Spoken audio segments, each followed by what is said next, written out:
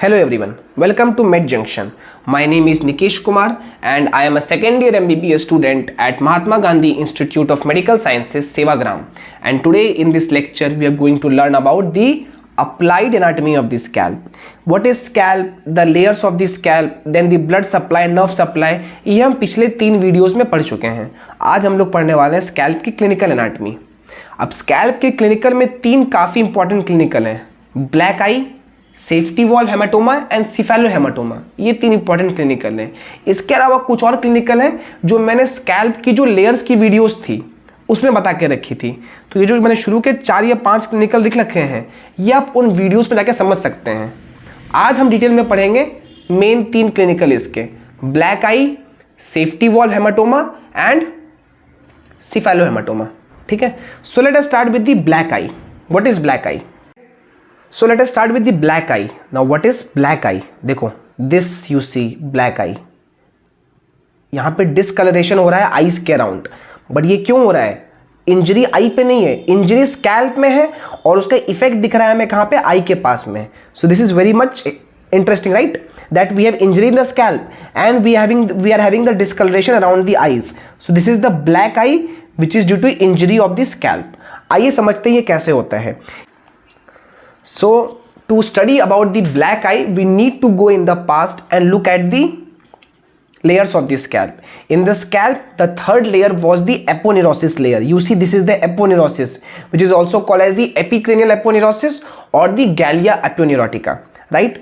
अब ये जो aponeurosis था ये 2 मसल का था. कौन कौन से वो 2 मसल थे? Frontalis and occipitalis. इसके अटैचमेंट्स के बारे में काफ़ी इंपॉर्टेंट पॉइंट मैंने बताया था वहाँ पे. The occipitalis it is attach to the superior nuclear line, that is it has a bony attachment, while frontalis का कोई भी बोनी अटैचमेंट नहीं था. Frontalis was attached to the skin and the upper part of the eyelid. और इसी के कारण होता है black eye, because of the absence of bony attachment of frontalis. Frontalis is not attached to a bone. It is attached to the skin and upper part of the eyelid. And this is the reason for the black eye. So let us understand it. So to understand the black eye, let us look at this diagram. It is the sagittal section in which we can see the layers of the scalp. The outer layers are the skin and connective tissue. तो ये जो cross है, this is skin and connective tissue. After that we have aponeurosis. This you see, this one. This is the aponeurosis. Aponeurosis किन 2 muscle का है? Frontalis and occipitalis, और frontal बेली या occipital बेली, right. उसके बाद अगला लेयर कौन सा है? Loose areolar connective tissue. And then we have the pericranium जो कि बोन के ऊपर होता है. ठीक है, then we have the bone. अब मैंने बताया था कि जो एपोन्यूरोसिस है ये 2 मसल का है, फ्रंटालिस का और ऑक्सीपिटालिस का, या फ्रंटल बेली या ऑक्सीपिटल बेली. याद करो, occipital belly has bony attachment. Occipital belly has bony attachment. You see this occipital belly, it is attached to the bone, to the superior nuchal line, right? So the occipital belly has bony attachment, while this frontal belly has no bony attachment. It is attached to the skin and the upper part of the eyelid. तो यहाँ ये देख रहे हो, ये hang कर रहा है and it is not attached to any bone, right? This is eyelid, this is nose. अब ब्लैक आई में क्या होगा? Whenever you suffer any scalp injury, जब भी तुम्हारे स्कैल्प में कोई इंजरी होती है, ठीक है, तो ब्लड कहाँ पे जमा होगा? Blood will connect in the loose areolar tissue, right. This blood is collected in the loose areolar tissue. Now this blood cannot move backwards. Why? Because this occipitalis, the occipital belly has bony attachment, but this blood can move forwards because the frontal belly has no bony attachment. So this blood will move forward, it will cross the scalp, and then because of no bony attachment, यहाँ पे space left हो गया, तो ये blood फिर आगे collect कहाँ पे हो जाएगा? eyes के around और nose के around. ठीक है, so that's why there is black discoloration around the eyes. This is the reason for black eye. So क्या हुआ black eye में? You suffer a blow on the head. Because of blow on the head, the blood and fluid will collect in the loose tissue. It will collect here, but now you see this cannot travel in the occipital region. ये यहाँ पे travel नहीं कर सकता है. क्यों? क्योंकि यहाँ पे जो ऑक्सीपिटल बेली है it has bony attachment, right. It can also not travel in the temporal region, क्योंकि जो यहाँ पे टेम्पोरल रीजन होता है वहाँ पे भी बोन अटैचमेंट होता है, but it can definitely travel in the frontal region because the frontal belly has no bone attachment. So this blood will travel here, it will accumulate around the eyelids, around the eyes, that will lead to formation of hematoma and cause the black discoloration around the eyes, and that's why this clinical is called as the black eye.